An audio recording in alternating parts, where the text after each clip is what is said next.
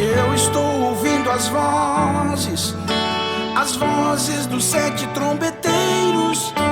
E quando chegar aquele dia, Deus vai revelar e eu vou subir. Eu estou ouvindo as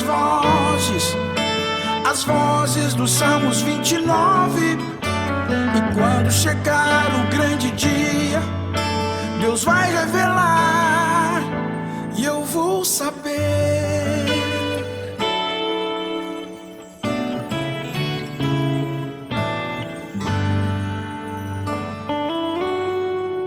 Aleluia. Deus abençoe a todos, em nome de Jesus. Deus possa nos dar um bom tempo na presença de Deus. Já tem dado até aqui, né? Os louvores têm sido uma maravilha. A gente fica desfrutando ali do quartinho. O Morano fala que Deus, ele opera, né? Através dos louvores, né? Davi conseguia, através desse dom, né? Essa dádiva do louvor, expulsar os demônios de Saul, né? Quando ele cantava, né? O demônio saía de Saul, né? Então os louvores, eles têm isso, né? Eles têm essa preparação para o pregador não pegar o povo endemoniado. Os louvores vêm e já vão tirando os demônios e tudo. Aí o pregador já pega uma terra pronta para receber a semente, né? E a semente é a palavra. Então nós não viemos aqui para ouvir as ideias e os pensamentos dos homens, as coisas boas que os homens fazem, né? Isso a gente pode visitar um ou outro e contar as coisas boas que Deus tem feito, mas aqui a gente deve falar a palavra de Deus. E a palavra de Deus é que tem o poder de transformação, mas não é a minha vida santa ou o cabelo nunca cortado da irmã fulana. Isso tudo são boas coisas, mas isso não muda ninguém.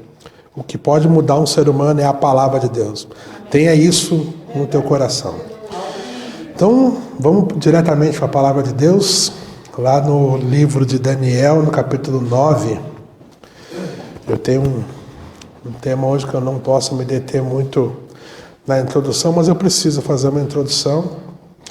Daniel, capítulo 9, nós vamos ler do verso 25 até o verso 27, eu vou fazer algumas observações ali. Eu tenho 5 parágrafos que eu cheguei a anotar lá, para mim não deixar de ler, que eu preciso ler eles. Dos 5, pelo menos 4 eu tenho que ler. Se eu não ler, eu não posso acabar o culto. Então não deixa eu demorar muito para ler esses parágrafos aí, irmão. A gente vai com calma, vai com tranquilidade. Sabe que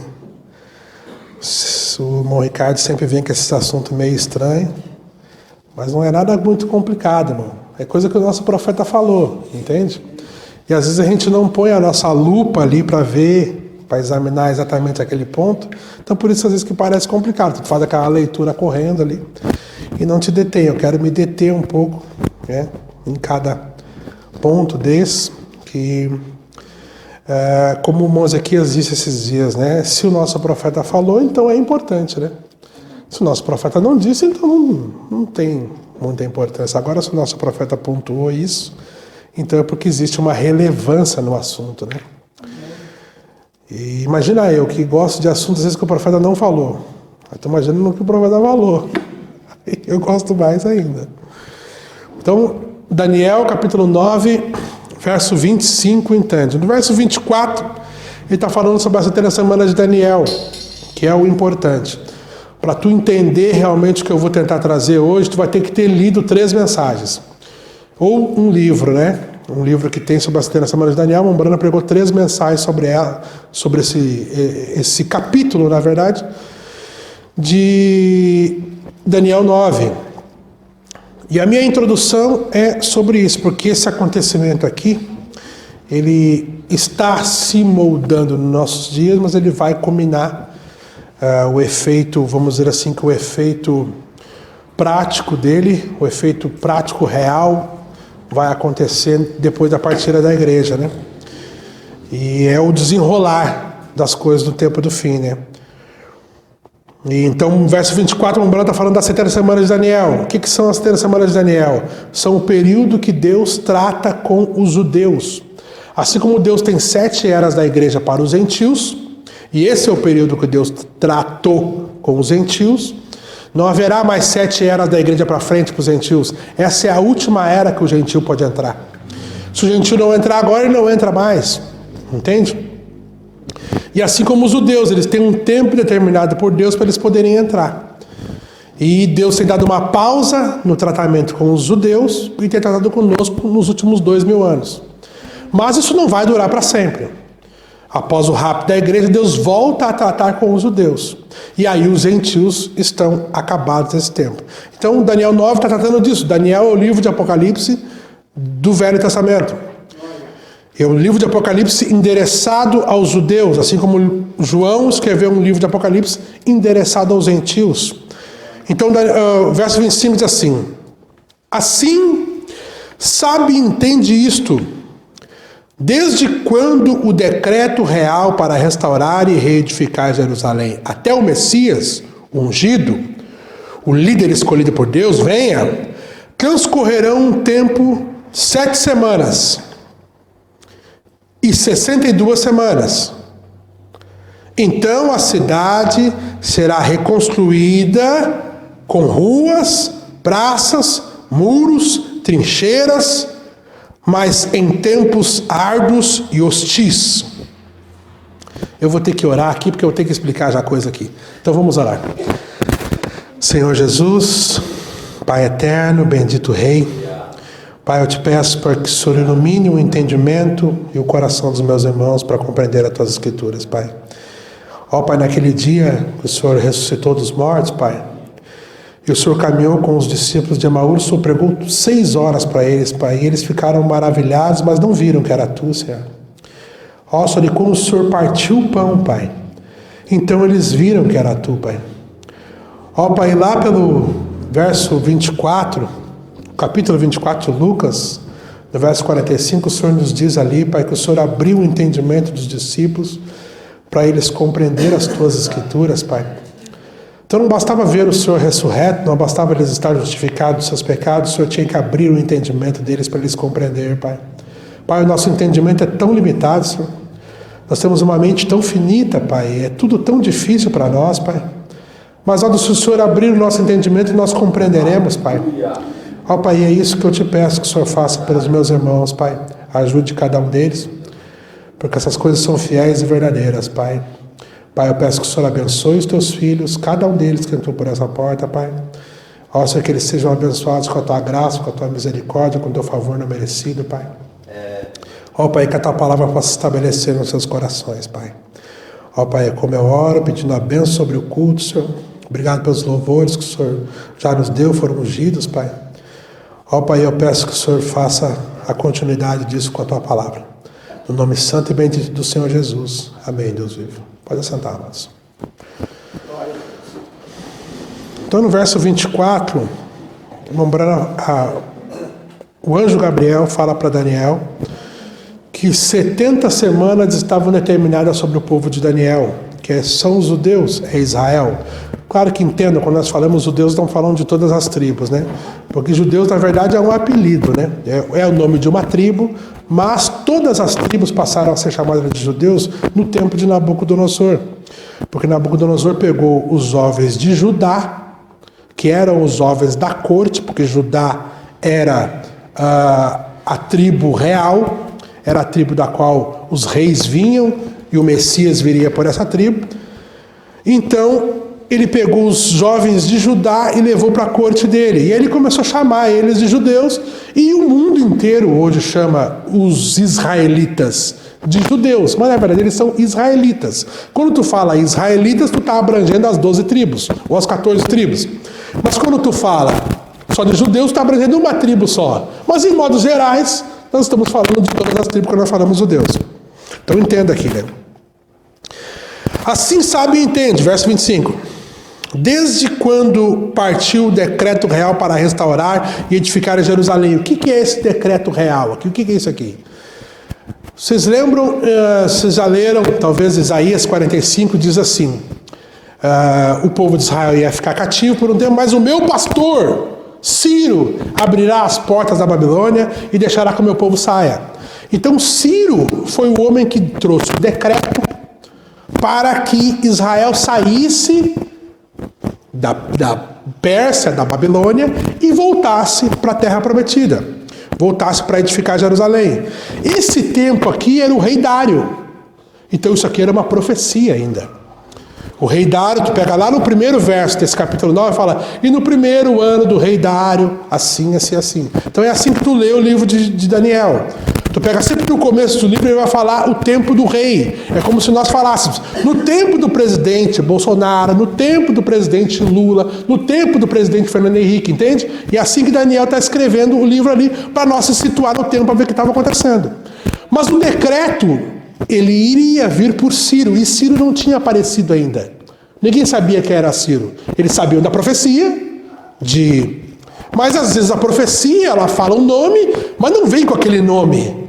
Mas exatamente Ciro veio com o nome próprio dele. Então Ciro que deu o decreto. Então, pensa, não era esse tempo aqui, era um tempo que viria. Para espiar,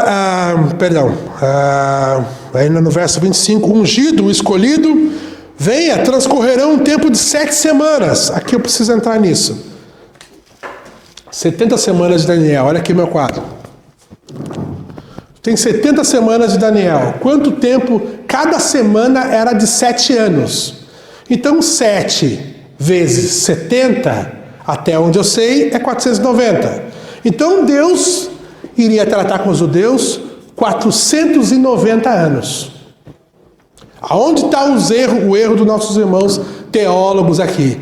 Eles pegam esses 490 anos, desde Daniel 9, e transcorrem esses 490 anos até os dias de Jesus. E aí é claro que nunca vai dar certo. Porque dos dias de Daniel, do decreto, até os dias de Jesus, dá 434 anos. Por que 434 anos, irmão Ricardo? Porque 70 semanas de Daniel está dividido em 3 partes. Se não está dando para pegar, vocês me falam. Tem a primeira parte, 62 semanas. Segunda parte, 7 semanas. Última parte, 1 semana.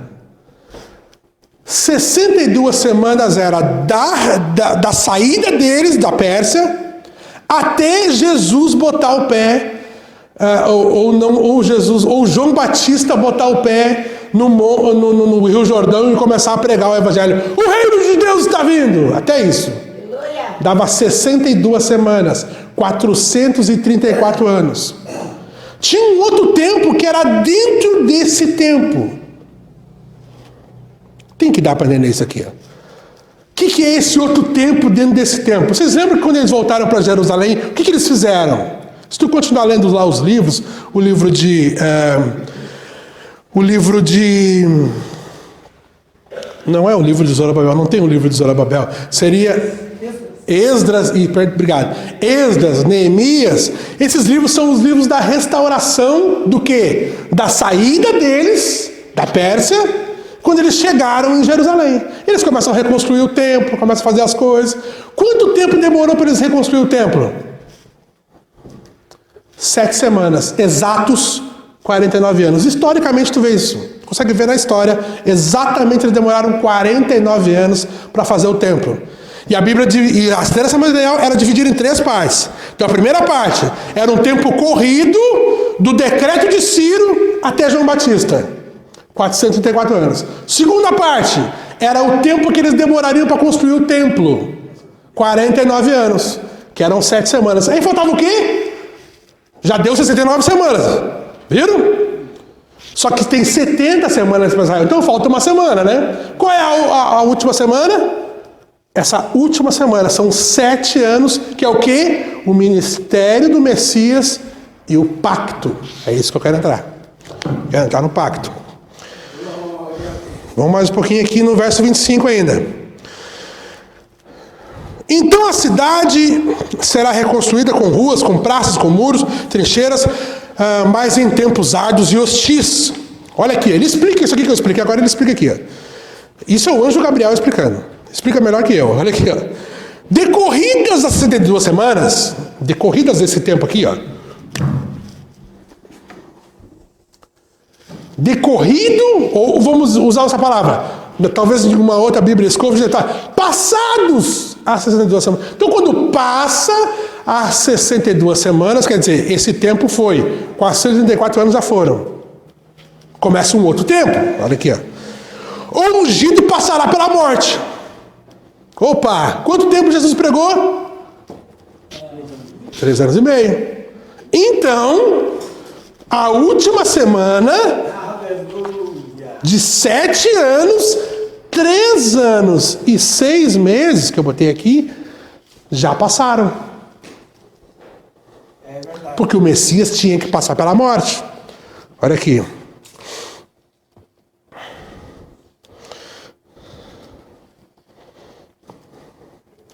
E, portanto, será tirado da cidade. Então, o Messias passa pela morte, ressuscita no domingo de manhã, fica alguns dias com os discípulos e sobe ao céu. O Messias sumiu. O que acontece depois que o Messias sobe? Começa um outro tempo. Por isso que eu botei aqui, ó, 3 anos e meio do ministério do Messias, 6 meses de João Batista e 3 anos de Jesus. Depois disso, começa o quê? 2000 anos de Éfeso, Esmirna, Pérgamo, Tiatira, Sardes, Filadélfia, Laodiceia. 7 eras da igreja. Esse tempo aqui é eterno? Não, isso aqui vai acabar. E aí o rapto da igreja acontece.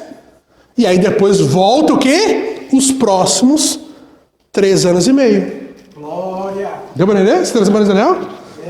Lá, tem um pedaço lá, e tem um pedaço que virá ainda. Olha aqui, ó. A cidade e o Santo dos Santos serão reconstruídos pelo povo do governante que virá. Opa! Um governante aqui que vai vir. Olha aqui, ó. Estou no verso 26. Eu vou ler de novo. Decorridas as 62 semanas, os 434 anos, o ungido passará pela morte. Então, no final dos 3 anos e meio, ele vai ser morto. Portanto, será tirado da cidade. E a cidade e o Santo dos Santos serão destruídos pelo governante que virá. Quantos lembram? Quem foi que destruiu Jerusalém depois da partida de Jesus? Jesus não disse, Mateus 24, ele foi diante de Jerusalém, os discípulos olharam, oh Jesus, olha só que templo maravilhoso. E não era o templo de Zorobabel, não era o templo de Salomão, era o templo de Herodes, que era um templo torto. Um lado ele tinha tantos metros, ele tinha passado um pouco, é um templo torto. Parecia bonito, né? Parecia bonito, mas não era. Era um templo dado por um romano. Aquele templo não era o templo que Zorobabel fez. O templo tinha sido destruído também. E aí agora tinha um outro templo ali, que era o 3º templo. Então teve o templo de Salomão, o templo de Zorobabel, que eles reconstruíram aqui na volta, e aí o templo de Herodes, que era o templo que os discípulos saíram do templo, olharam para trás e disseram, Jesus, olha aqui, que pedras, que edifícios. E Jesus disse, isso não ficará pedra sobre pedra que não seja derrubada. 40 anos depois que aconteceu, o general Tito rodeou Jerusalém, era da onde? Romano. Quando que Roma tomou o poder? Quando ela tirou o poder de Alexandre o Grande. Teve 4 grandes reinos mundiais. O reino da Babilônia, que foi instituído pelos Medo-Persas. Depois os reinos do Medo-Persas foram destruídos pelo reino de Alexandre o Grande. Depois o reino de Alexandre o Grande foi destruído pelo reino romano. E desde então o reino romano veio de ferro, reino imperial, até que se tornou o quê? Eles tomaram um golpe dos bárbaros. E aí todo mundo, acabou Roma, acabou. Não, de Roma imperial, de Roma ferro, se tornaram a Roma papal. Poder maior que o poder que eles tinham. Antes eles dominavam pela força. Hoje eles dominam pelo dinheiro do mundo, dominam pelo dinheiro e pela religião. Quer um poder maior que o poder da religião? Se o Papa vir no Brasil e dizer que tem que votar em tal pessoa, todo mundo vai votar. Porque 80% da população do Brasil é católica. Entende? Então o poder que eles têm, o poder de influência, por isso que tu vê o Papa lá na ONU de vez em quando, aí vai lá umas coisas políticas que não tem nada a ver, parece que ele não deveria estar lá. Mas ele está, por quê? Porque ele tem uma influência muito grande nas ações. Aqui, continuando. Destruídos pelo povo que virá, então isso é a destruição ali de Tito. O fim chegará como uma inundação, guerras continuarão até o último dia, assolações de todo tipo que foram determinadas. Esse governante, pois, com sagacidade firmará com muitos um pacto que durará uma semana. Olha aqui que eu mostrei para vocês. Então, depois dessas 69 semanas, faltava uma semana. Então, tinha um pacto que esse governante, que é Roma, faria com quem? Com os judeus, o povo de Daniel. Então, quando é que foi firmar esse pacto? Aqui. Era o pacto de uma semana, não é o pacto de meia semana. Era o pacto de uma semana. Que pacto é esse, meu Ricardo? Já vamos entrar nele. Pacto de quem? Com quem? Pacto de Roma com os judeus. O pacto duraria uma semana. Já as primeiros... Lembra, para quem é que eles levaram Jesus? Para Pilatos. Para Herodes. Jesus amarrado ali, manetado. Porque quem é que mandava em Israel? Não eram os judeus. Era Roma. Então veja, isso aí mudou. Aí os judeus foram espalhados por todas as nações. Agora voltaram. Lembra que eu preguei para vocês essas 3 invasões? Invasão civil, a invasão eclesiástica, que é a segunda. Então quem é que está mandando em Jerusalém? No poder civil, a América. Mas a América... Lembra de Apocalipse 13? Eu acho que nós vamos ler, está no meu... Aqui para nós ler. Apocalipse 13 tem 2 bestas. Tem a besta do mar, que é a Igreja Católica, e tem a besta que sobe da terra, que é a besta americana. Elas estão em conluio. Elas trabalham juntas. Então, quando o poder civil se instala em Israel para que eles possam ter o seu Estado, quem é que entrou lá? A América, mas por trás do bastidor, quem é que está lá? Roma. Nunca percam Roma de vista. Nunca perca. Olha aqui. Verso 27. Este governante, pois, com sagacidade firmará o pacto que durará uma semana. Mas a metade da semana, ele ordenará o fim dos sacrifícios. Ah, isso aqui é demais. O fim dos... da metade da semana. Então, capta aqui, mais uma vez. Essa aqui é a primeira metade da semana. Do sacrifício do Messias. Essa aqui é a segunda metade da semana, depois do rapto da igreja. Esse pacto durará uma semana. Então, ele vai mandar lá, ele vai mandar aqui. Mas na metade da semana, nessa metade aqui, o que vai acontecer? Ele vai tirar os sacrifícios e vai tirar as oblações. O que é isso? Os rituais do templo, mas com o templo. Porque em 2 Tessalonicenses diz que o homem do pecado entrará no templo de Deus, perdoando pecados, salvando a economia mundial, querendo parecer Deus.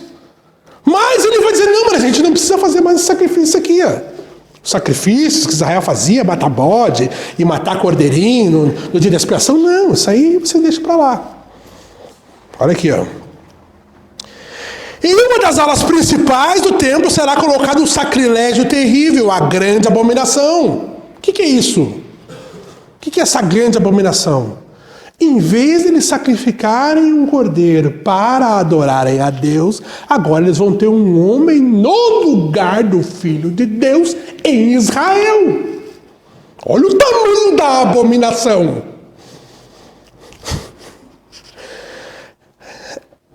Grande abominação, até a consumação. E o fim está decretado para alcançar e terminar o assolador. Então o fim do assolador, esse aqui, o fim de Roma está decretado, vai vir. Aqui. Tá bom, lemos. Agora temos que ler. Temos que ler Apocalipse 13. Vamos lá, Apocalipse 13, no verso 11 em diante.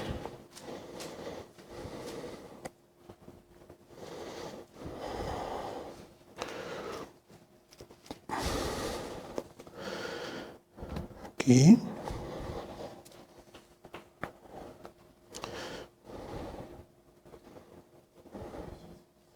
Aqui.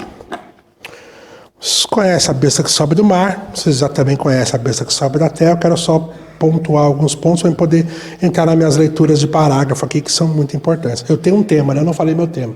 Meu tema é a volta do padrão ouro. Não deixa isso aqui ser complicado. A volta do padrão dólar, ouro no sistema monetário internacional. Olha aqui. Vi verso 11 do capítulo 13. Vi ainda emergir da terra outra besta, que tinha 2 chifres semelhantes a um de um cordeiro, e ela se expressava como um dragão. Então, tu pode parafrasear essas coisas, porque tu conhece a interpretação disso. Então, tu viu subir um outro poder, porque besta é poder. Esse poder tinha 2 chifres, representado no búfalo americano, que tem 2 chifres na cabeça. Por semelhante a um cordeiro, fala de religião. Sempre um cordeiro vai falar de religião. Então, é um poder que está subindo da terra, de um lugar que não tinha gente, de um lugar que era deserto, que era onde a América foi fundada, onde a América está hoje. E esse poder, ele tinha 2 chifres. Um poder era civil, que era o poder político, e um outro poder, que era o poder religioso, que era o poder eclesiástico. E falava como o dragão, que é o dragão, o diabo. Também exercia a mesma autoridade da primeira besta. Então tu vê, a Igreja Católica, ela tem o quê? Ela tem um poder eclesiástico e um poder civil. Porque lembra que o Papa, ele é tanto um líder de Estado, ele é tanto o presidente do Vaticano, como ele é o líder espiritual de 2 bilhões de católicos do mundo. Então ele tem uma influência civil pequena no país dele, no país Vaticano, mas espiritualmente uma influência no mundo inteiro. Pensa que 1/3 da humanidade é católica. É gente, meu irmão. E agora essa besta aqui, ela está exercendo o mesmo poder que aquela outra besta tinha em nome dela. E obrigava a terra e os habitantes até que adorassem a primeira besta. Opa! Então, a segunda besta, ela está trabalhando para a primeira besta. É isso? É isso? Tu viu que coisa? Cuja chaga mortal é curada. Claro que a chaga mortal sabe o que é quando ela partiu, virou de Império Romano para o Império Santo Romano. Então essa é a chaga mortal. Ela realizava grandes sinais, essa besta aqui, ó, realizava grandes sinais na vista da humanidade. De que maneira de fazer ter fogo descer do céu? O que é esse fogo descer do céu? Vai ter um mágico lá no tempo do fim? Não, é as bombas atômicas. Eles já fizeram fogo descer do céu em Hiroshima e Nagasaki. O povo olhou para cima e só viu aquela bola de fogo vindo. O impacto da primeira bomba, da primeira bomba matou 75 mil pessoas na hora. Só para ter ideia. Como é que foi o impacto? Fez fogo descer do céu na vista dos homens. Todo mundo viu. Sabe que o Japão sofreu isso, né? Hoje o Japão é um dos maiores aliados da América. E o Japão que sofreu isso. Em 44, se não me engano, 45, né? E hoje é um dos maiores aliados dos Estados Unidos. Tem uma dívida com os Estados Unidos enorme. Nós vamos tentar um pouquinho nisso. Bota para mim o mapa da OTAN, tu consegue? Tá bom. Olha aqui. Por intermédio dos sinais que lhe fora permitido realizar em nome da besta, enganou os habitantes da terra e ordenou-lhes que edificassem uma imagem em honra à besta que fora ferida de morte, contudo sobrevivera. Então, por causa do que? Esse poder bélico. Porque, irmão, qual é que é a vantagem dos Estados Unidos com as outras? Tem várias vantagens, mas uma das grandes vantagens que ele tem numa negociação é que eles são a América, eles têm a bomba atômica, eles fazem o que ele quiser. É isso, entende? É uma coisa meio imperial. Vamos sentar para negociar? Vamos, mas não esquece que eu tenho bomba atômica e que eu posso usar. E eu já usei. E aí os países ficam, opa, complicado falar com essa gente aí. Entende? Onde é que eu estou? Verso 14, né? Verso 15. Além disso, foi-lhe dado poder para dar fôlego à imagem da besta, de maneira que ela tivesse capacidade de falar e fizesse com que todos lhe prestassem adoração ou fossem mortos. E ela obrigou a todos, pequenos e grandes, ricos e pobres, livres e escravos, que aceitassem certa estampa de marca na mão direita ou na testa, a fim de que ninguém pudesse comprar ou vender, a não ser que apresentasse tal marca, que é o nome da besta ou o número do seu nome. Então pensa, aqui tu tem uma coisa muito importante. Esse sistema mundial, a gente está vendo ele aqui, ele já existe? Já existe. É a América? É a América. O poder civil é a política americana, é a Casa Branca? É. O poder eclesiástico é a religião, é o protestantismo americano. Ele já existe, já. É o concílio mundial das igrejas, todas as igrejas se fechando num concílio para fazerem uma imagem à besta. O que tem lá no Papa? Lá no Papa eles têm o quê? Uma grande igreja que controla todos os reinos da terra. O que eles querem fazer? O que eles estão fazendo? Qual é a ideia do concílio mundial de igreja? Ter uma imagem igual à igreja católica. E não estar em oposição à igreja católica, mas sim estar junto. Uma equiparência de poder, mas não para brigarem um com o outro, não, para estarem juntos. E essa é toda a briga do Concílio Mundial de Igrejas. É para que eles consigam que todas as igrejas, não meia dúzia, não o que eles têm hoje, não, eles querem todas as igrejas juntos nisso. Hoje ainda é uma questão vamos dizer assim, que é como a OTAN faz. Eles não impõem que eles querem fazer parte, que eles querem que tu faça parte. Não, eles não impõem isso, eles te convidam. Então ainda é uma coisa mais ou menos que democrática, né? Eles te convidam para fazer parte daquilo ali. Não quer fazer parte dessa aliança militar aqui, olha a Rússia, e a Rússia tá braba. Eles precisam de um inimigo, né?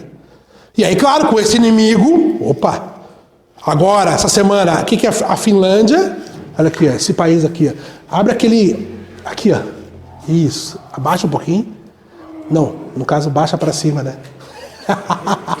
mais um pouquinho. Olha aqui, ó. A Noruega, tá aqui atrás, faz parte da OTAN. A Suécia e a Finlândia não faz. Isso aqui é a Rússia, ó. E olha o quanto de fronteira, são mais de 1.300 quilômetros de fronteira que a Finlândia tem com a Rússia. E a Finlândia e a Rússia, a Finlândia e a Suécia sempre tiveram um papel de neutralidade. Esse território aqui é russo também. Ó. Esse território é russo, do lado da Lituânia, desses países bálticos. Né? Esse aqui é o Mar Báltico. Aí, olha só, esses países aqui, eles sempre tiveram neutralidade. Sempre que tiveram algum tipo de guerra, eles não se meteram. Não, isso aí não é com nós. A Finlândia, mano, é um dos países mais ricos do mundo. Todos aqueles, sabe saiu uma nova pesquisa lá de qual é a melhor educação do mundo. Sabe quem é que ganha sempre? Finlândia, Suécia. Sempre. O melhor país para viver? Finlândia, Suécia.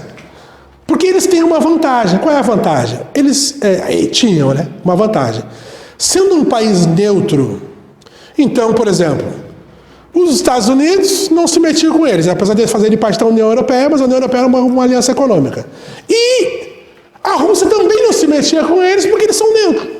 Então eles poderiam, em vez de investir um dinheiro na defesa do país, em comprar arma, comprar bomba, fazer um exército bom, eles investem isso na educação, no país e em outras áreas. E isso é muito bom. Se tu pode fazer isso, é claro, né?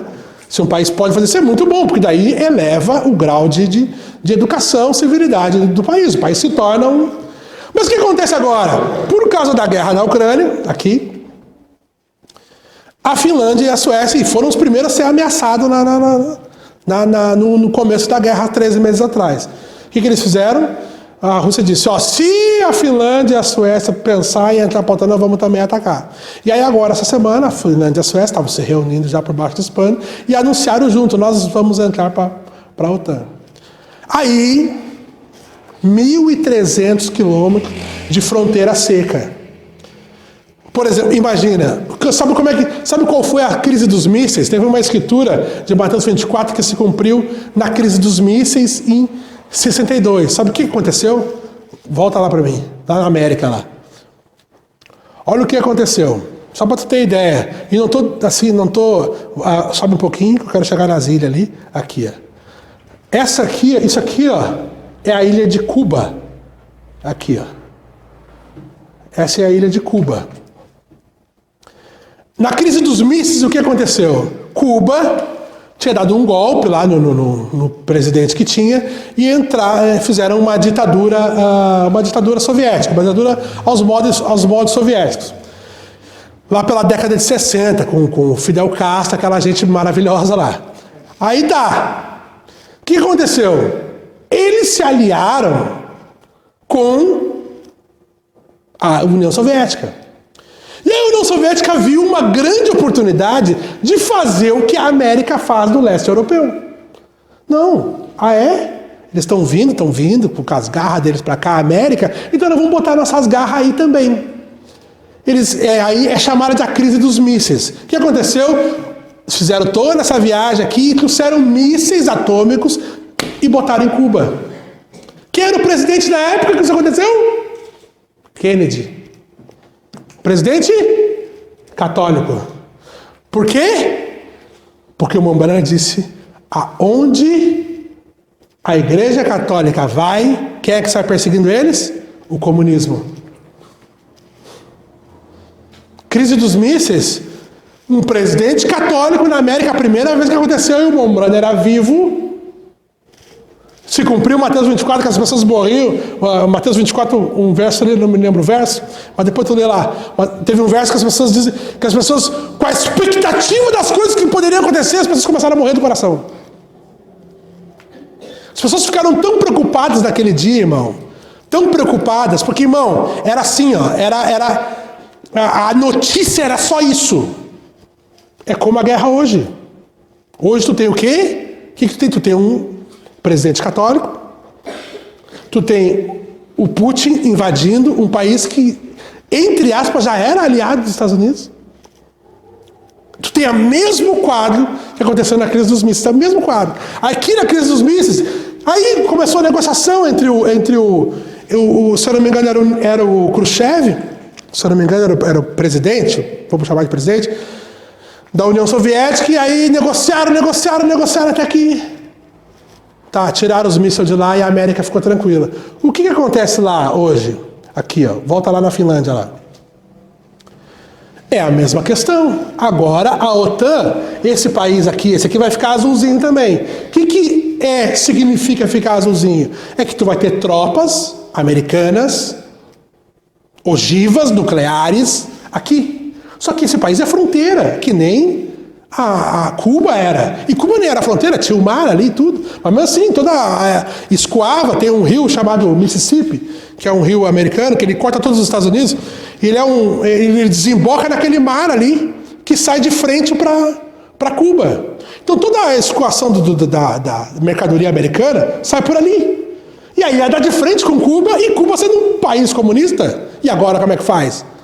Não dá, não podemos ter essa influência aí. E por isso que tem sanção, e agora vamos falar um pouquinho da sanção. Tá, mas deixa eu voltar aqui.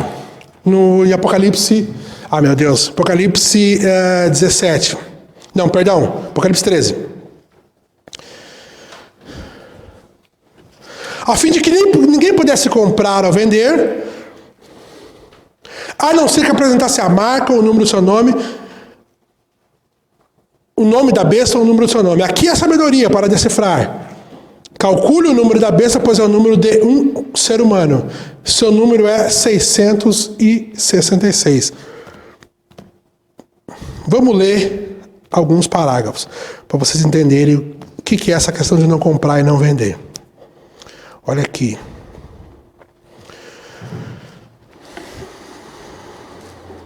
Eu botei lá no quadro o resumo das eras. O resumo das eras está no final do livro das eras, irmão. Irmão, eu já li o resumo das eras de capa a capa algumas vezes. Porque o resumo das eras ele serve como... Tu não tem tempo para ler o livro das eras inteiro, leia o resumo das eras. Ele te fala de todas as eras, só que Mombrana é muito mais didático, ele não fica, por exemplo, explicando escritura por escritura, que nem ele faz no livro das eras. Ele pega verso por verso e vai mostrando o que é cada verso. No resumo das eras ele faz uma coisa corrida, então a leitura é muito mais rápida, né? Mas leia, faça esse esforço. Eu quero ler aqui o parágrafo 42 e o 43 do resumo das eras. Olha aqui.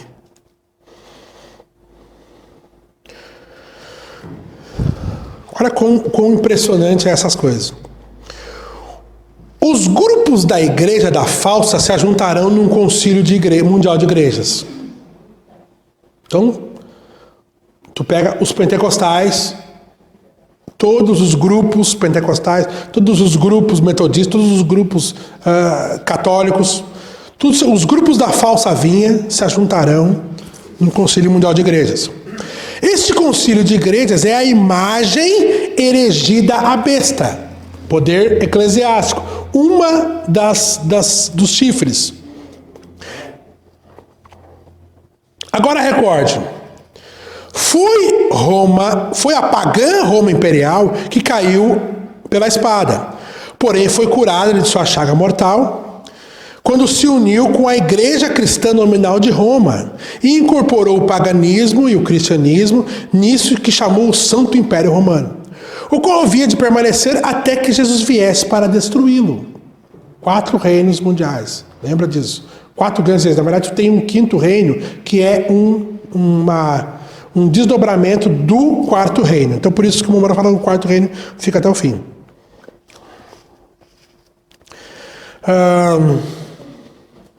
Porém, Roma não está lutando só. Suas filhas estão ao seu lado e ela obterá autoridade absoluta por meio do concílio de igrejas. Isto pode parecer imaginário para muitos. Sabe por quê, irmão? Porque quando a gente olha naturalmente, como que a igreja católica vai tomar conta de tudo? Como que é isso? Tu pensa, não tem como. Aqui tu tem o Bolsonaro, tu tem o Lula, ali tu tem o outro presidente lá que é brabo também. Aí como é que ele vai tomar conta de tudo? Como é que vai ser isso aí? Olha o que o Mombrana está falando. Parece imaginário.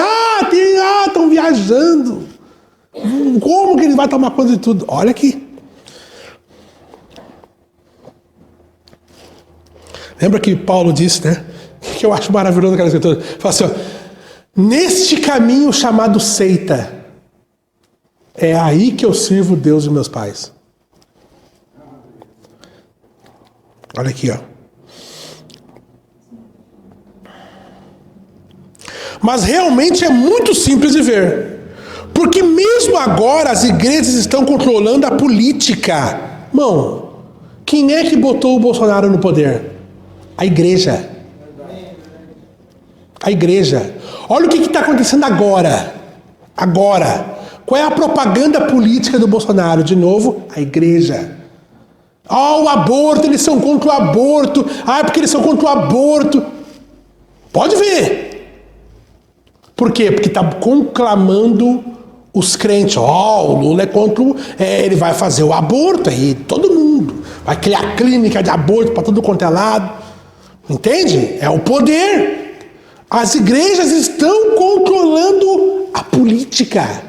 Irmão, sabe quem é que no Brasil pode decidir quem é que vai ganhar a eleição?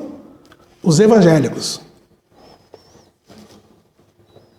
A maior luta do PT é ganhar voto do evangélico e a maior luta do Bolsonaro agora é consolidar o que ele tinha antes, que era o voto de todos os evangélicos.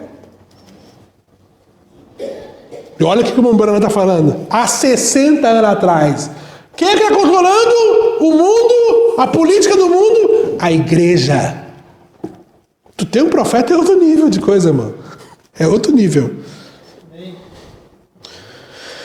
Volta aqui.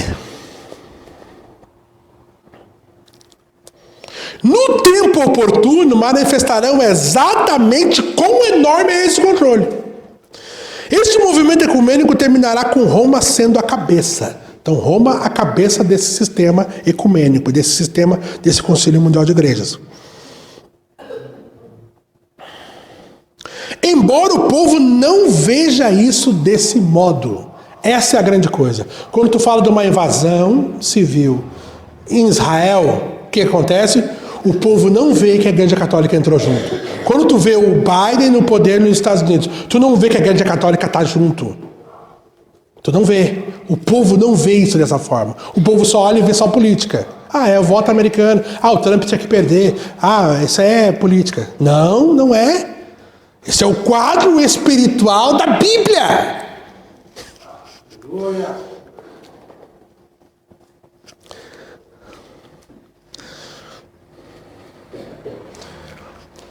Isso é correto porque Apocalipse 17, do verso 3 ao 6, a Bíblia diz que a prostituta, Mistério Babilônia, está assentada sobre a besta. Ela está controlando o quarto império. Esta igreja romana o está fazendo com o sistema mundial de igrejas sob o seu domínio. Roma tomará o controle. E esta imagem, o sistema de igrejas, será obediente a Roma, porque Roma controla o ouro do mundo. Irmão, aproximadamente. Tem fontes que dizem outras coisas e na verdade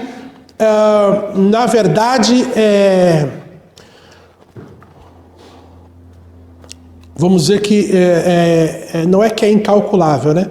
Mas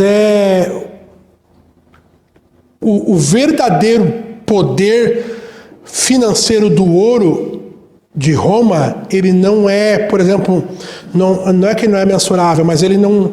A contabilidade disso, ela não tem como tu saber, porque eles não têm esses números expostos, por exemplo. Tu pega a quantidade de ouro que os Estados Unidos têm, 8 toneladas de ouro, 8 mil toneladas de ouro. É a nação que tem mais. Aí depois tem a Alemanha com 6, se eu não me engano. Aí tem o FMI, que é um órgão americano. Claro que é o banco... FMI quer dizer... É um Fundo Monetário Internacional. Então, é claro que é internacional, mas é um órgão americano. Eles têm 2 mil e poucas toneladas de ouro. O Vaticano tem entre 186 mil e 60 mil toneladas de ouro. Só para tu ter ideia. Diferença da América. E olha aqui. Então, quem controla o ouro do mundo? O Vaticano, Roma. Olha aqui, ó. Quando o Mombrana fala Roma, que não é a cidade de Roma. Porque a cidade de Roma é tão insignificante quanto a Itália. Não que a Itália seja insignificante. Mas para o tabuleiro, não é nada. Foi com o fascismo, com Mussolini. Mas hoje não tem uma relevância. Quem é que tem relevância lá? É porque o Vaticano, que é uma cidade dentro de Roma, e Roma é a capital da Itália. Então é por isso que o Mombrana fala Roma. Mas na verdade é o Vaticano que ele está querendo dizer. Então todo o povo tem que pertencer ao sistema mundial de igrejas ou estar ao sabor da sorte, porque não poderão nem comprar e nem vender se que tem uma marca na sua mão ou na testa. A marca na testa significa ter que aceitar a doutrina do sistema mundial de igrejas, que é o trinitarianismo. Já se escapemos, né? Quantos aqui são trinitários? Levanta a mão. Opa, baixa a mão, meu. Não. Entende? O que é o trinitarianismo? Tu crê que o Pai é Deus, uma pessoa, e que o Filho é Deus, uma pessoa, e que o Espírito é Deus, uma pessoa. 3 pessoas. Santíssima Trindade. Isso foi inventado. Então, tu pega qualquer batismo de qualquer igreja, o que eles são? São trinitários. Então essa vai ser a doutrina que vai ligar. O Papa Francisco já disse isso. Todos somos irmãos cristãos porque estamos ligados pela doutrina do batismo do Pai, do Filho e do Espírito Santo. Então, olha aqui. Mas tem mais. Não é só a marca na testa, tem a marca na mão. Olha aqui, ó. E a marca na mão significa cumprir a vontade da Igreja Mundial. Com este grande poder, os sistemas de igreja perseguirão a noiva verdadeira.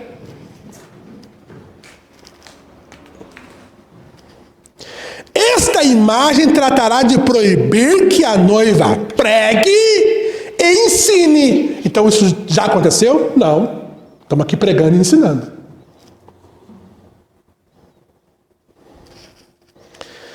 etc. Seus ministros serão proibidos de dar conforto e verdade aos que necessitam deles. Mas antes que o anticristo se apodere completamente, aí uma banana bota entre parênteses, em pessoa. O que ele está falando? Lúcifer, o próprio diabo. Não o demônio que está agindo agora, hoje. Hoje. Não é esse demônio que está agindo hoje. Esse aqui é só um enviado antes, sabe? Um agente secreto. Antes do Putin invadir a Ucrânia, ele enviou um monte de agente secreto para lá. Eles começaram a fazer motim, fazer isso. A Ucrânia não é boa mesmo. Não, nós temos que voltar a ser russo. E o povo começou, é verdade, é verdade. O que os demônios estão fazendo para Lúcifer? A mesma coisa. Estão trabalhando, até que ele chega em pessoa. Mas quando que ele vai chegar em pessoa? Quando nós subirmos. Se o cavalo amarelo não está aqui agora, o cavalo amarelo é o diabo encarnado. E o diabo encarnado não está aqui agora, graças a Deus. Olha aqui, ó. Desse sistema mundial de igrejas, a igreja verdadeira será tirada deste mundo para estar com o Senhor. Deus recolherá a sua noiva para a grande ceia das bodas do Cordeiro. Oh, glória. Então, antes que ele em pessoa, mas olha o trabalho todo que ele vai estar fazendo e nós estamos vendo. Nós estamos aqui, estamos vendo. Todo o trabalho que ele está fazendo. Olha aqui, ó. Era de Tiatira, parágrafo 7.2. Agora, pode ser que esteja me adiantando aqui, talvez, de reservar isso aqui para a mensagem da última era. Vamos falar, isso aqui vai acontecer na era de Laodiceia. Eu estou recém na era de Tiatira aqui, pregando para vocês, mas eu vou me adiantar aqui. Mas parece acertado, porque a era de Tiatira ela tem uma coisa muito grande. Deixa eu te mostrar aqui. Éfeso quer dizer almejado e relaxado.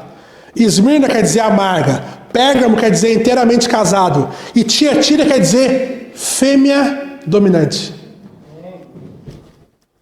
Então por isso que ele mostrou a igreja católica na era da fêmea dominante.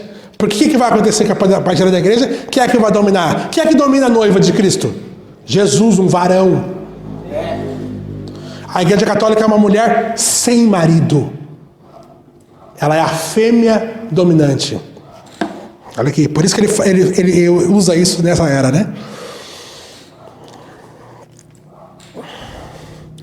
Parágrafo. Tudo isso, vamos ler. Será? Vamos pular. Vamos pular para nós ganhar tempo. Vamos no parágrafo da era de Sais. Isso que é muito importante, olha aqui, ó. Vocês sabem que estamos vivendo no último tempo. Quantos sabem aqui? Esse é o último tempo, irmão. Depois de ti, irmão, o mundo vai virar o pó. Entende? Então tu tá aqui, tu é o último seixo da praia. Depois que tu ser recolhido, deu. Depois é com os judeus. Aí volta a 70 semanas de Daniel. Olha aqui, ó. Esta é a era em que as igrejas vão se unir. E como eles estão mesmo nesse instante controlando o mundo político. Eu mostrei para o Brasil, para vocês aqui. Irmão, não acha que o Brasil é diferente de outros países. Irmão, é tudo igual. É tudo igual. Israel, tu tem direita, esquerda. Tem lá o Benjamin Netanyahu de direita. Agora lá o que está lá, que é o nome mais complicado. Ainda não decorei o nome dele. É de esquerda.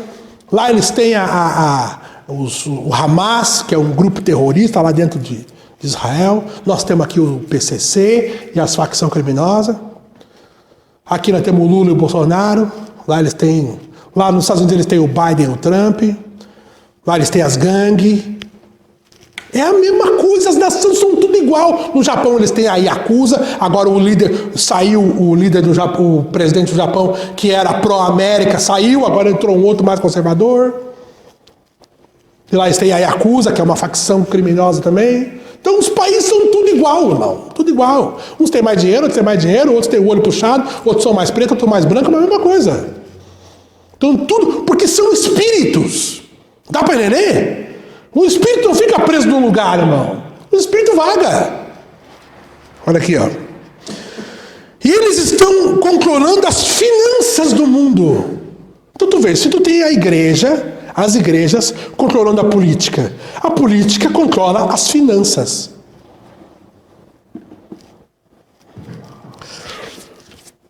Depois, se vocês não pertencerem à Organização Mundial das Igrejas, vocês não serão capazes de comprar ou de vender. O que é comprar ou vender, irmão? É um sistema monetário nacional e internacional. É isso que é comprar e vender. Tu vai no mercado, chega lá, tu tem dinheiro, tu tem o real no bolso. Por exemplo, tu pega o dinheiro, ele tem, eu botei aqui, né? Tem 3 grandes funções do dinheiro. Eu botei o dólar aqui para tu entender, porque eu quero chegar nisso, né? Vai dar tempo, vai sim. Tem 3 grandes funções do dinheiro. A primeira é o meio de troca, é o maior meio de troca que tem. Tu tem, por exemplo, tu poderia ter, antigamente, quando tu não tinha moeda, o que as tribos faziam uma com as outras? Uma tribo fabricava lá, plantava trigo, a outra tribo criava gado. Então, tu pegava um pouco do teu trigo e trocava pelo gado da outra tribo, entendeu? Hoje tu tem isso de uma moeda de troca muito mais fácil, que é o quê? Que é o dinheiro. Então o dinheiro é o maior meio de troca do mundo hoje. Agora, o real é o maior meio de troca nosso aqui, não é? Quando você tem um realzinho no bolso? É o teu meio de troca. Tu vai lá, tu compra qualquer produto no mercado, que seja, depende se é bastante real, se é pouco real, tu consegue comprar aquilo, porque ele é é o melhor meio de troca. Mas o real não é o melhor meio de troca no mundo. Tu vai com o real para a Argentina, tu já não te acha. Lá eles têm o peso, se eu não me engano. Tu vai para a América, eles têm o dólar. Tu vai para o Japão, eles têm o ien. Tu vai para a China, eles têm o yuan. Tu vai para a Rússia, eles têm o rubro. Então, quer dizer, o real não é a mesma. Agora, se tu tiver dólar, tu enche o bolso de dólar e tu vai para qualquer país. Tu vai para o Canadá. Tu consegue comprar com dólar? Consegue. Porque o dólar é uma moeda aceita no mundo inteiro. Olha aqui. Entende onde eu quero chegar? Segunda coisa que o dinheiro faz, o dinheiro real e o dólar também, é o depósito de valor. Por exemplo, tu pode comprar, por exemplo, um imóvel, tu comprar lá uma casa. E aí tu pagou nessa casa 100 mil. Pagou nessa casa. Então, entre aspas, tu tem 100 mil guardado lá. Mas pode variar. Uma hora ela vale 100 mil, outra hora ela vale 80. Se desvaloriza os imóveis. Se tem bastante imóvel para vender, começa a desvalorizar. Ou pode valorizar, tem pouco imóvel, desvaloriza. Ela vale 110, 120, entendeu?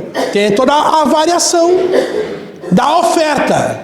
Quanto mais oferta tem, então aquilo vai ficando cada vez mais barato. O dinheiro não, tu tem 100 mil, é 100 mil. Tem 10 reais, é 10 reais. Entende? Então, hoje as pessoas que elas fazem, quando elas vão fazer uma poupança, né? Elas podem fazer um investimento, por exemplo, em imóveis. Mas o maior investimento no mundo hoje ainda é dinheiro. Tu pega e guarda 10 mil, tu guarda 20 mil, tu guarda 30 mil. Então o depósito... As nações do mundo, todas as nações do mundo, todas aquelas nações lá, fecha para mim, deixa todo ele... Qual é o maior depósito... Perdão, deixa eu continuar aqui. Tá, o depósito de valor tem que é uma poupança. Pessoa física ou uma nação. E a unidade de conta, por exemplo, tu vai no mercado, aquilo ali é 10 reais, tu puxar 10 reais, tu sabe que aquilo ali é 10 reais. Então tu tem... É fácil. Agora, se tu tem uma pedra preciosa, por exemplo, tu é um garimpeiro e tu acha uma pedra preciosa, tu vai ter que levar num especialista para ele dizer para ti quanto é que aquilo vale, entende? É uma unidade de conta, só que ela não é clara, o dinheiro não. Tu tem 100 reais, tu tem 100 reais. Então aquilo é o que tu tem. Então tá. Qual é a moeda mais usada no mundo? Dinheiro. Dólar. Mais usada no mundo. 88% das compras e vendas que o comércio exterior faz são em dólar. O que nós estamos falando? Estamos falando da volta do padrão ouro no sistema monetário internacional. É isso que nós estamos falando. Entenda isso. Mombrana diz, Roma tem o ouro. E deixa eu explicar isso aqui para vocês. Em 1944, no finalzinho da Segunda Guerra Mundial, eles fizeram uma reunião, os países ali, a Europa, a América, a Rússia estava junto, era a União Soviética na época. Em Bretton Woods é o nome da cidade que fizeram essa reunião. E eles estabeleceram o quê? Que o dólar seria a moeda do comércio mundial. Por que isso é importante? Porque quem é a América? É o rei do sul. A América é a besta que sobe da terra. E eles estabeleceram que o dólar seria. Só que eles não estabeleceram só o dólar, irmão Adilson. Eles estabeleceram que o dólar estaria atrelado ao ouro. Então, 35 dólares seria como uma onça de ouro. Tu entende? Tu tem o papel, tu tem 35 dólares no bolso, quer dizer que se tu podia ir lá no Banco Central e dizer, me dá minha moeda de ouro aí. E aí ele tinha que te dar a tua moeda de ouro. Por quê? Porque tu tinha o que eles deixaram acordado em uma tabela fixa. Fixa. Uma onça de ouro, que é o peso de uma moeda, irmão, 33 gramas. Uma moeda de ouro equivalia a 35 dólares. Então, o dólar e o ouro estavam atrelados. Em 1944. Capta isso aqui. Tá, o dólar é a moeda americana. Quem é que tem o ouro, diz o Mombrana? Roma. Então tu está falando das duas bestas com o controle do ouro e do papel. É isso? Mas 1961, depois da partida do Mombrana. E o Mombrana já tinha visto isso, já tinha falado isso. Eu vou tentar ler, eu vou ler, na verdade. Eu vou ler. Olha aqui, ó. Eu tenho que ler isso aqui, pelo amor de Deus. Se eu não ler isso aqui, meu Deus. Sou obrigado a ler isso aqui. Em 71, o presidente Nixon, até o Mombrana falou bem dele, o presidente Nixon disse o seguinte, disse que a reunião de Bretton Woods foi muito boa, mas desde o tempo do Mombrana começou o quê? Uma desconfiança. Pensa que isso aí é bem simples, né, de entender. Começou uma desconfiança, as pessoas, porque o comércio, depois da Segunda Guerra Mundial, o comércio externo bombando, todo mundo vendendo, os Estados Unidos comprando, os Estados Unidos compra tudo de todo mundo. É o que mais compra. Por exemplo, quem levou a China a ser quem ela é hoje foi a América. O maior comprador da China é a América. Entende? Já falei para vocês que aquelas roupas que nós temos lá em Porto Alegre, no chão lá, é tudo da China. Por que é da China? Porque é barato. Sabe quanto é que é? Um ien, é o ien. Para tu ter um dólar, são 80 ienes. Então é uma moeda desvalorizada, de propósito. Quantos, aqui, ó, tem gente que é um pouquinho mais velha que eu aqui. Quantos lembram da criação do real aqui? O real chegou a valer 82 centavos de dólar. O real chegou a ser mais forte que o dólar no começo dele. Eu me lembro que a minha avó me deu R$1, eu fui no mercado, comprei para ela uma carteira de cigarro, comprei para ela um homo e comprei 1 quilo de guisado. E sobrou troco. R$1, eu me lembro disso. R$1, hoje eles nem fabricam mais R$1 de papel.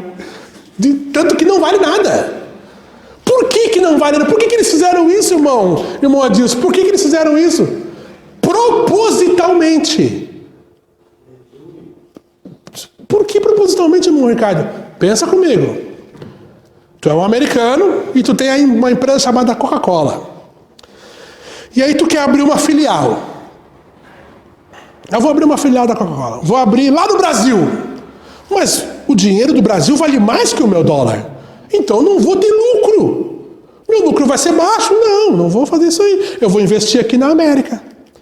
Os países emergentes, as economias emergentes, os países como Brasil, Argentina, China, o que eles pensaram? Se nós desvalorizar nossa moeda, o americano vai olhar para as nossas coisas e vai querer comprar. E hoje o dólar, $1, se eu não me engano, é 5 e pouco. Baixa um pouquinho, né? Tem aquela variação, né? Aí baixa um pouquinho, aí sobe um pouquinho, aí baixa. Mas vamos dizer que seja R$5. Então quer dizer que R$1 americano no Brasil vale R$5. Então quer dizer, um americano que tem R$1 milhão, quando ele chega no Brasil ele tem R$5 milhões. Então o dinheiro dele valorizou um monte.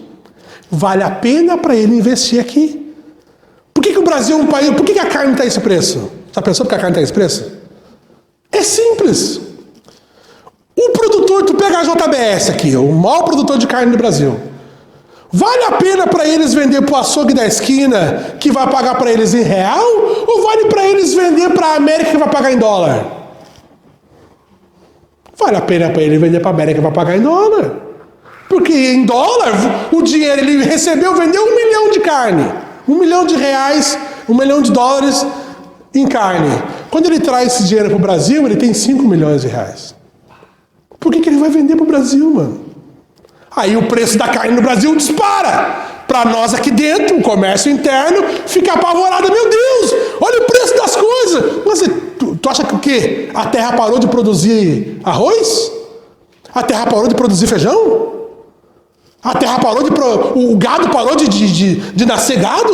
Não. Continua, só que agora é mais fácil para os investidores brasileiros, o agronegócio, vender para fora do que vender aqui dentro. E aqui dentro vamos vender, mas o preço está caro. E aí eles vendem. 50 quilos o preço da costela. Nós gaúchos, imagina, que horror. Comedores de carne somos nós. Agora temos que estar comendo frango direto. Porque o preço disparou, mas é porque é mais fácil para eles vender para lá. Entende? E qual é o dinheiro que é feito isso lá fora? Dólar. Agora o que acontece, irmão? O dólar, aí tu tem os sistemas bancários do mundo. Vários sistemas bancários. Tem 3 grandes sistemas bancários que tu converte a tua moeda, né? Tu vai comprar, tu é um investidor brasileiro, tu quer comprar alguma coisa no mercado chinês, lá na AliExpress, lá. Tu vai comprar uma coisa lá eles vendem em yuan. Tu tem real. Como é que faz? Tem um sistema, tal sistema SWIFT, que ele converte a tua moeda de real para yuan, tu compra aquilo com o teu real, eles vão receber em yuan e eles te dão o troco em real. Eles têm esse sistema. Esse sistema ele é tão pente fino que eles conseguiram excluir as 2 filhas do Putin. Tão pente fino que é isso. O que a Bíblia fala? Tu não poderá comprar e nem vender. O que eu quero dizer para vocês? O sistema financeiro mundial da compra e venda das pessoas já está pronto e trabalhando. A nação inteira da Rússia foi excluída do sistema SWIFT. Isso quer dizer o quê? Porque o sistema SWIFT é um sistema o quê? Americano. Irmão, pensa comigo, irmão. Eu vou te ler o Mumbrana falando isso para não ficar tão tarde, irmãos, aqui. Eu vou ler Mumbrana falando isso para não ficar aquela coisa, mas o irmão Ricardo está inventando isso da cabeça dele. Não estou não. Se 80... Olha isso aqui, eu vou ler o Mumbrana falando, é um pouquinho grande, irmão, mas é esclarecedor demais. Olha aqui, ó. Primeiro selo, parágrafo 338, olha aqui. Ó. Agora, creio que eu estava falando com alguém aqui, pode ter sido o irmão Robson hoje, ou alguém que eu estava conversando acerca disso aqui, mas apenas sobre a mesma coisa. Creio que preguei sobre isto aqui, não faz muito tempo, que acontecerá com esses Estados Unidos. O que eu mostrei para ti? Que o maior depósito, o maior meio de troca do mundo é o dólar. O maior depósito que as nações têm, 55% de todas as nações do mundo, 55% de todos os depósitos de reservas que os países têm são em dólar. Então quer dizer que todos os países lá, inclusive Rússia, inclusive China, que são bravos com os Estados Unidos, qual é a reserva que eles têm? Dólar. Porque eles sabem da estabilidade do dólar. Em 71, aconteceu isso aqui. Segura aqui a minha página. Não poderia fazer isso aí. Olha aqui. Em 71, o que aconteceu? 71. Lembra que em 44 estava a reunião de Bretton Woods que eles estabeleceram o padrão dólar-ouro. Uma onça equivalia a 35 dólares. Em 71, Nixon, o que ele fez? Ele desatrelou o dólar do ouro. Ele disse, por quê? Olha, começou uma desconfiança. As nações, a América comprando. Então a América comprava, vamos dizer que a América compra da JBS aqui, 1 milhão de gado. Como é que ela paga? Como é que a América paga? Em dólar. Então o Brasil ficou com muito dólar. E eles começaram a pensar assim, mas será que a América tem todo esse ouro? Porque 35 dólares era uma onça de ouro. Será que eles têm todo esse ouro? Eles não tinham todo esse ouro, irmão. Porque o papel moeda é só tu imprimir. Mas como é que tu vai imprimir ouro? Tu só na casa da moeda. Ó, imprime dinheiro que nós estamos sem dinheiro. Eles vão lá e imprimem quanto tu quiser. No caso, o governo, né? Mas e como é que eles vão fazer com ouro? Não tem como tu imprimir ouro. Então o sistema ele foi criado propositalmente por Deus, é claro, com um erro. Qual é o erro? A falta da segunda commodity. Primeiro era o papel moeda. Esse é fácil, mas e o outro? O outro é o ouro, querido.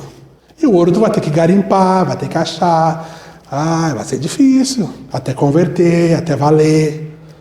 E eles não tinham esse aqui, Mosequias. Essa uma onça, eles não tinham. Eles começaram a imprimir. Eles começaram a imprimir papel. E as nações começaram a pensar, não, eles não têm esse ouro. E eles começaram, não, nós queremos nosso ouro, tá aqui 1 milhão, me dá o ouro. 35 milhões de dólares, me dá aí 1 tonelada de ouro. E a América não tinha. E o Nixon viu, isso vai dar um colapso. O que eu vou fazer? Eu vou desvincular o ouro do dólar. Ele foi, vocês acham na internet, o Nixon deu em 71, depois da partida do Mombrana, ele deu uma declaração dizendo, o dólar não está mais atrelado ao ouro. Daqui para frente o dólar é uma moeda fiduciária. O que é isso? Tu vai ter que confiar. Confiar que o dólar é uma moeda forte. Aí teve as oscilações, teve aquela briga, mas continuou. Mas lembra que hoje, esse padrão ouro não existe mais. Desde 71. Agora olha o que o Mombrana disse que vai acontecer. Eu amo Jesus, irmão. Olha aqui. Acerca da situação do dinheiro. Estão vendo? Bem, estamos agora pagando nossas dívidas com impostos que serão pagos daqui a 40 anos. E olha o quanto estamos atrasados. Já sintonizaram aqui a radiodifusora ou a Lifeline e ouviram? Veja, de Washington. Ora, estamos completamente falidos. O que o Mombrana estava vendo? Essa questão do ouro dólar não dá. Não temos esse ouro. Isso em 63. Eles pularam fora disso aqui em 71. Qual é o problema? O ouro está todo recolhido. E os judeus têm os títulos de crédito. O que é? Ai, meu Deus. É tanta coisa para dizer. Olha aqui, ó. O que é os títulos de crédito, irmão? Por exemplo, não é que o governo brasileiro tem um cofre lá cheio de dólar. Não é isso. Eles têm títulos da dívida americana. Entendeu? Então, por exemplo, eles têm um título da dívida americana lá de 1 bilhão. Outro de 1 bilhão de dólares, entendeu? Aí tem outro título de 10 bilhões de dólares, entende?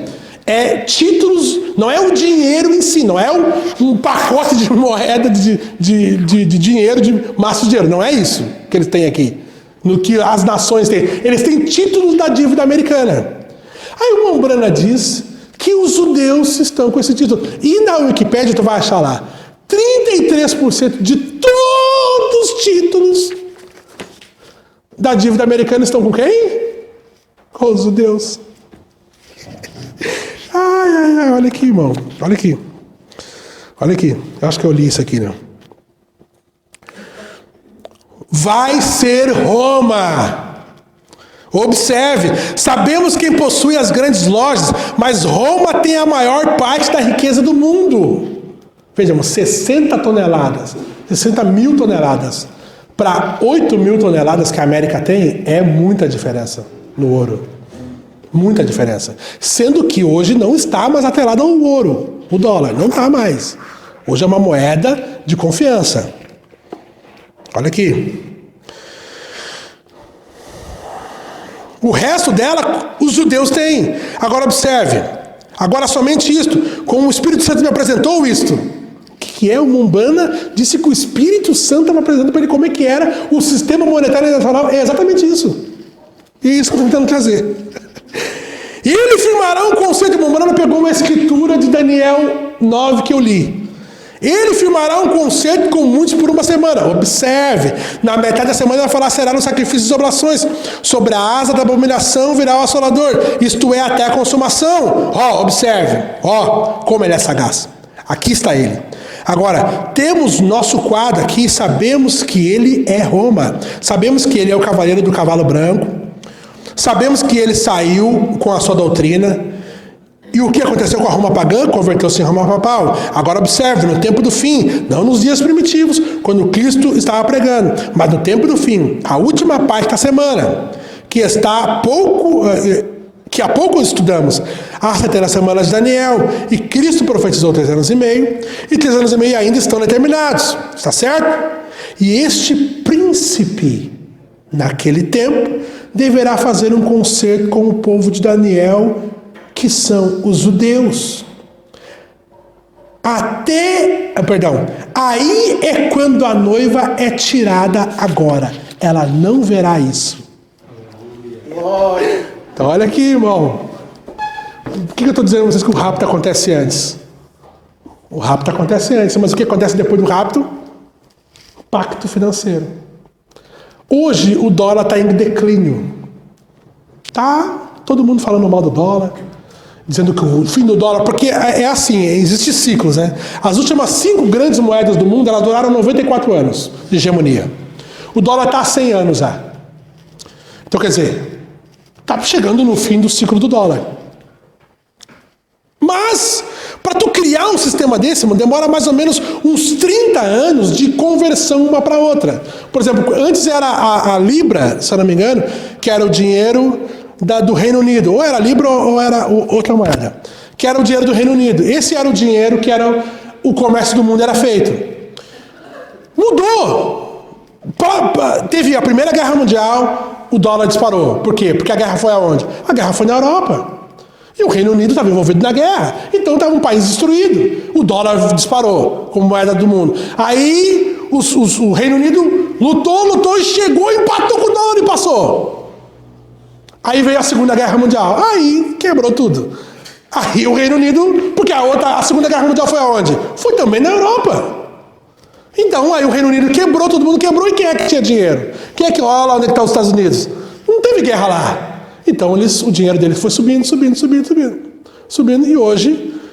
Mas demorou o quê? Mais de 30 anos para esse ciclo de sair da moeda forte do Reino Unido para vir para a moeda americana, que era o dólar. Então, para ter um novo ciclo de uma outra moeda vindo, vai demorar muito tempo. E nós temos quanto tempo? Após o rapto, 3 anos e meio. Isso quer dizer o quê? Quer dizer que o dólar vai ser salvo.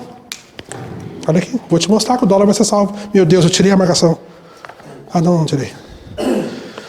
Olha aqui. Note! Na última metade da semana de Daniel, o povo do concerto, este príncipe faz um concerto com Roma. Um ponto novo.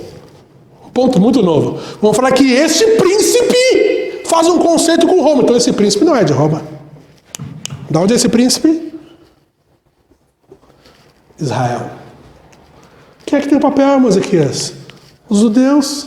Então, este príncipe de Israel, o judaísmo, os 3 espíritos imundos semelhantes a rãs, judaísmo, romanismo, protestantismo, este príncipe de Israel faz um concerto com Roma.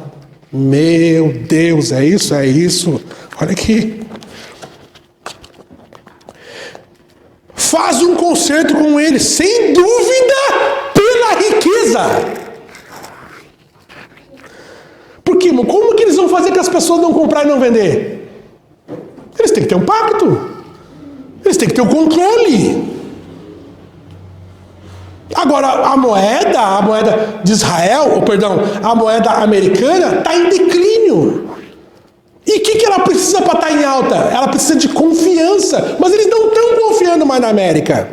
A Rússia está fazendo algo, irmão, que vamos dizer assim, que é bíblico, porque ela está tirando a confiança da moeda americana. Tirando a confiança da América. E quando tu tira a confiança da maior potência, tu tira a confiança da moeda da maior potência. Tá entendendo? Olha aqui, irmão.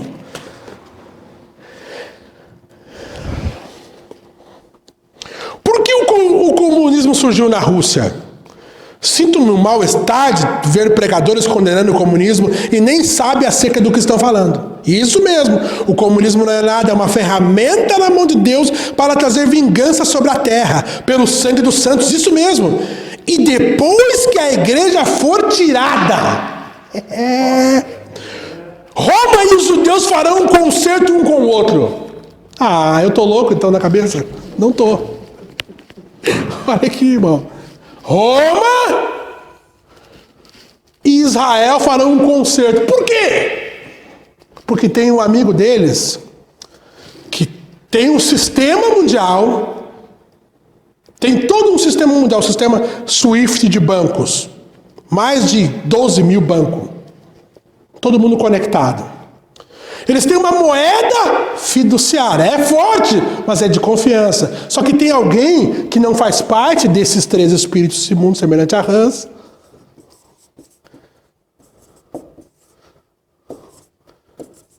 Que está trazendo uma desconfiança sobre os nossos amigos. Nós precisamos ajudá-los. E aonde é feita as maiores transações financeiras do mundo? Numa rua nos Estados Unidos, chamado Wall Street. Onde é cheio de banco lá. E quem é o dono da maioria, ou os maiores acionistas daqueles bancos? Judeus. Então quem tem o papel? Judeus. Quem tem o ouro? E como é que era antes? Antes era assim, o padrão, dólar, ouro. E todo mundo confiava na moeda americana. Agora, por causa do Putin, do comunismo, que é contra essa gente aqui, está vindo uma desconfiança no dólar. Irmão. Olha aqui.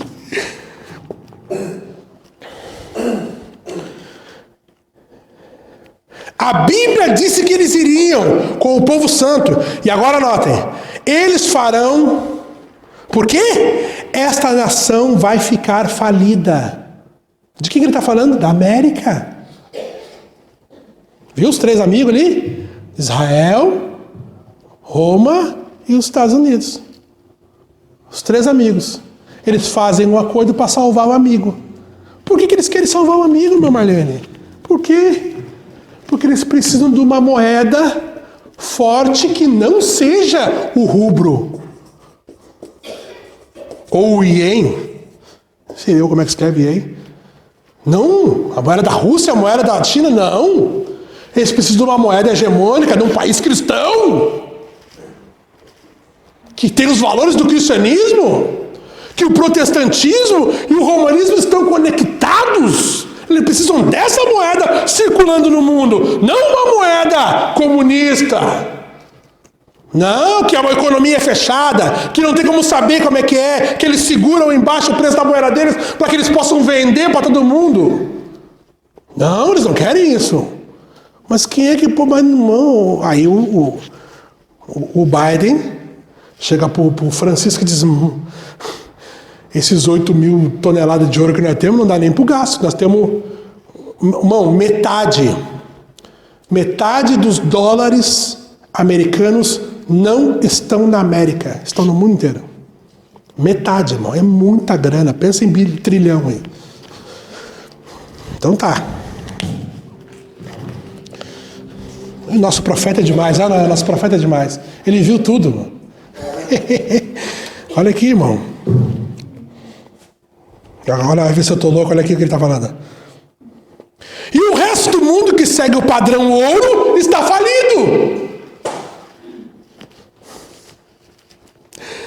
Vocês sabem, se estamos vivendo de impostos, de coisas que serão pagas há 40 anos, onde estamos?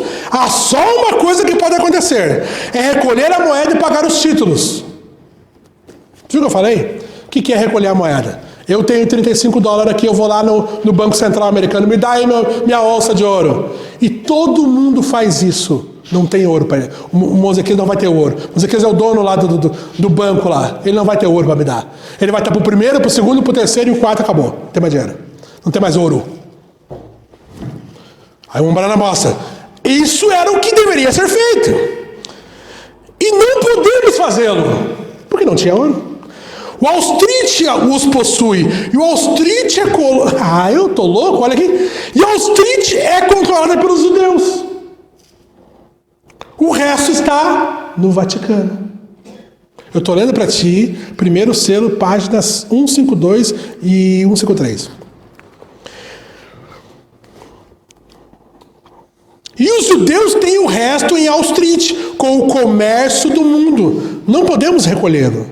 E se pudéssemos fazê-lo, esses produtores de uísque, produtores de cigarro, com bilhões vezes bilhões de dólares, e abatem todos os seus impostos de renda com fotos vulgares e coisas assim, vão ali no Arizona e compram milhões de acres de terra, ou milhares, e cavam aqueles grandes poços de 50 mil dólares e pagam com imposto de renda, colocariam você na cadeia se você não pagasse o seu. Mas eles abatem do imposto de renda, controlam os poços, enviam cavadeiras para lá, e fazem isso, constroem conjuntos residenciais lá.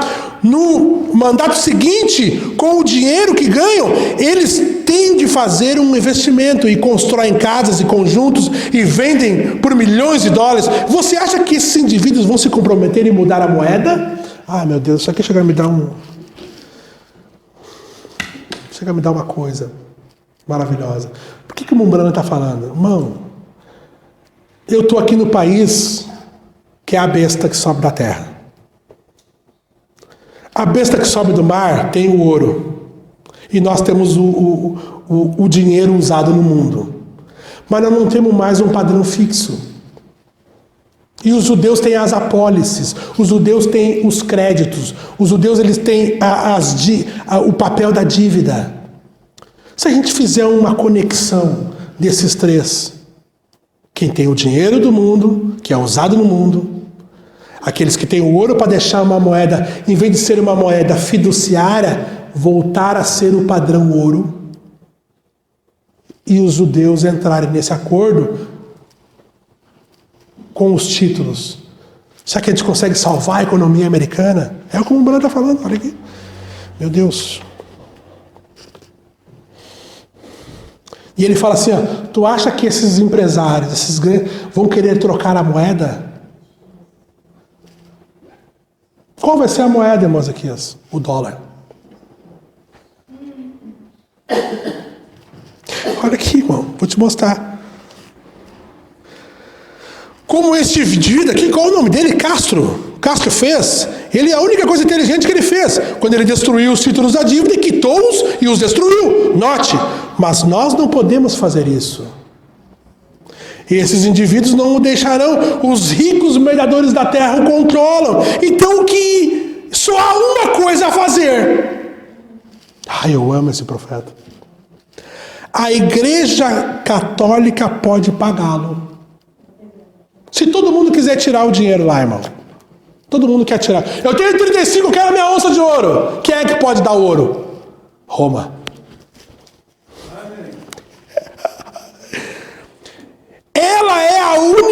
tem o dinheiro e ela pode fazê-lo e o fará. E ao fazê-lo para obter isso, ela se comprometerá com os judeus fazendo um concerto.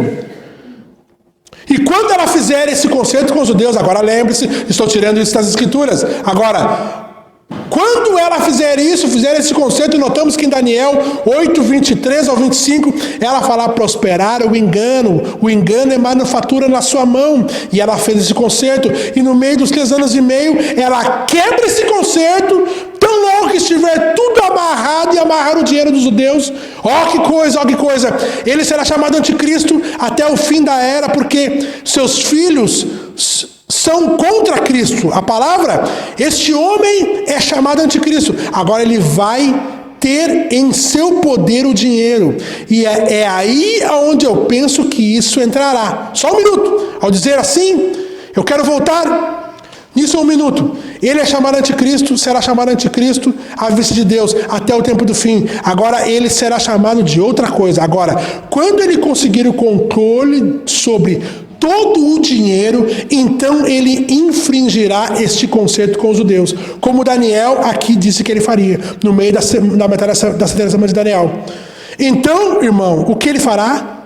Terá todo o intercâmbio mundial de mercadoria e o comércio, um concerto com o mundo. Ele terá no seu poder a riqueza do mundo completamente. E durante esse tempo, esses 2 profetas se levantarão e entrarão em cena e chamarão 144 mil. Quando que vai ser isso então, irmão, cara? Quando ele vai estabelecer no período após o rapto da igreja, quando estiverem 2 profetas pregando. E esse concerto feito em Israel. Olha aqui.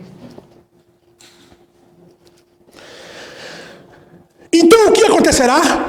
Então a marca da besta de Apocalipse 13 se estabelecerá, porque ele tem o poder sobre todo o comércio e intercâmbio de mercadoria de todo o mundo. O que acontecerá então? Será introduzida a marca da besta, que ninguém poderá comprar ou vender, senão aquele que tiver a marca da besta. Oh, graças a Deus! A igreja estará gozando uma grande ocasião de 3 anos e meio da glória e não terá que passar por isso. Aleluia! Vamos ficar em pé, meus irmãos. Eu amo Jesus, irmão. Eu amo Jesus.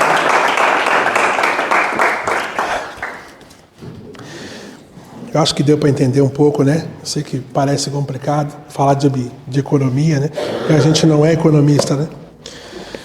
Falar dessas coisas, mas eu acho que deu para entender. É simples, é bem simples, né? É a volta desse padrão ouro, né?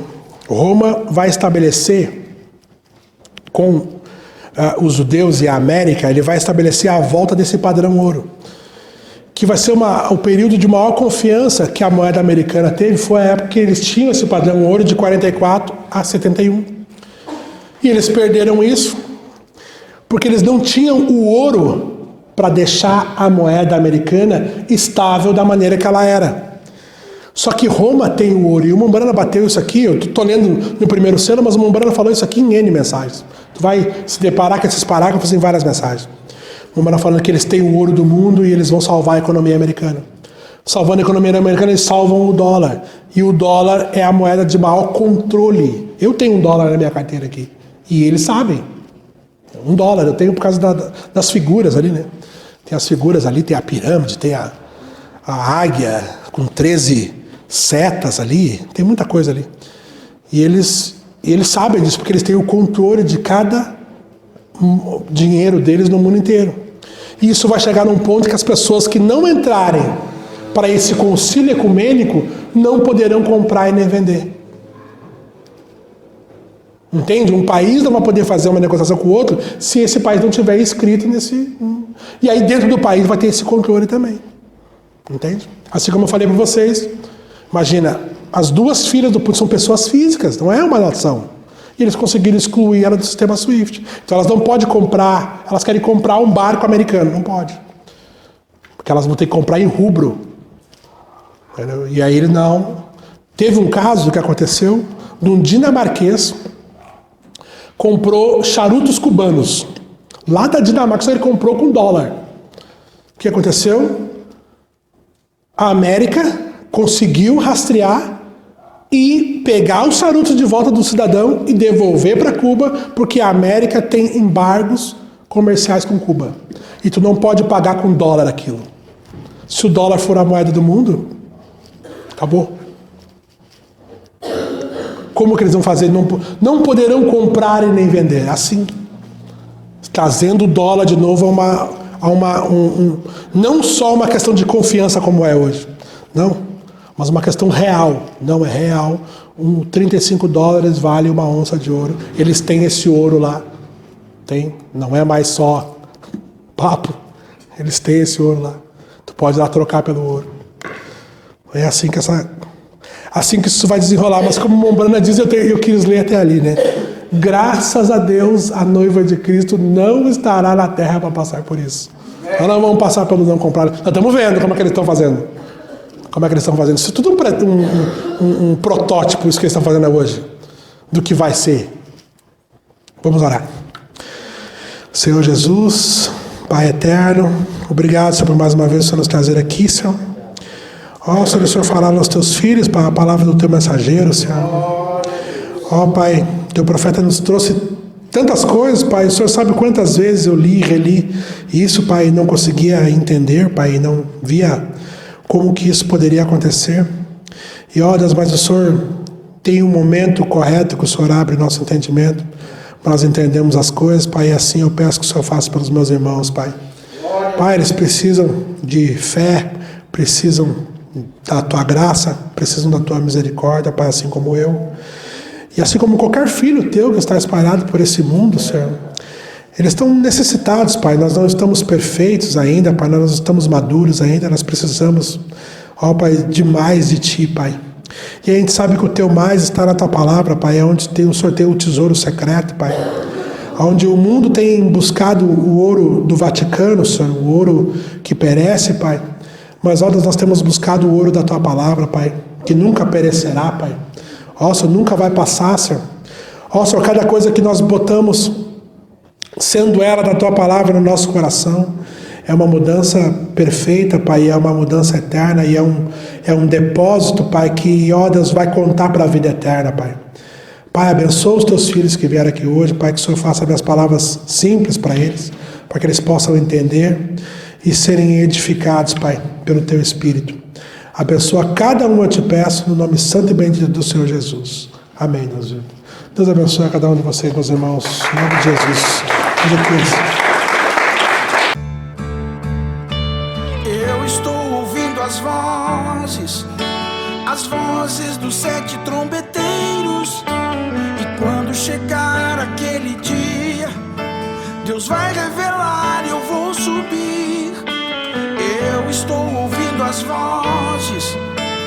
vozes dos Salmos 29. E quando chegar o grande dia, Deus vai revelar e eu vou saber.